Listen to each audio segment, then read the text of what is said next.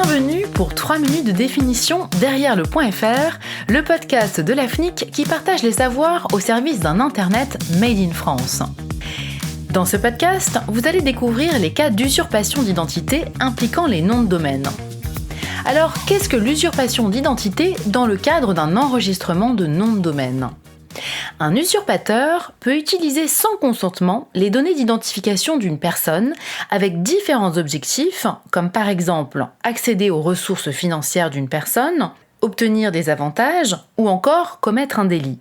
Sur Internet, une personne mal intentionnée pourra ainsi utiliser les coordonnées d'autrui pour enregistrer un nom de domaine à des fins illégales. Il peut le faire dans l'optique de créer des sites de vente en ligne de produits contrefaits ou illégaux, tels que des médicaments par exemple. Et en cas de poursuite judiciaire, c'est la personne usurpée qui recevra sans autre préambule une lettre recommandée d'un cabinet d'avocats ou pire, une plainte ou une assignation en justice. Notons que pour les noms de domaine en .fr, conformément à ce que prévoit la loi, l'Association française en charge de la gestion des noms de domaine, l'AFNIC, ne procède à aucun contrôle préalable des demandes d'enregistrement.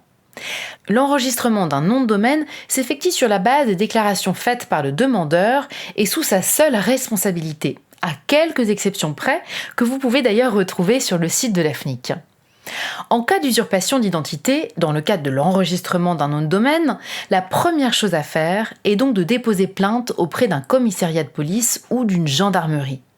Pour accompagner la lutte contre ces atteintes, l'AFNIC a mis en œuvre 3 levées d'action.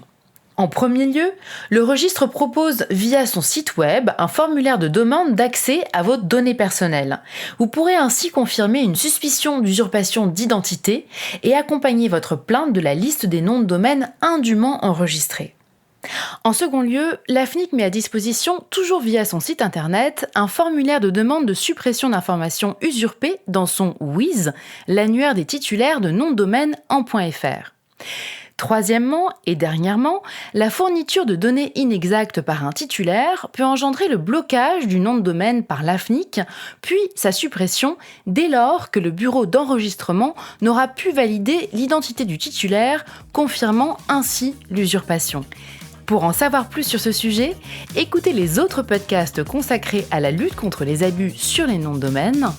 Avec Derrière le .fr, les experts du numérique et de l'AFNIC partagent les savoirs au service d'un Internet de confiance.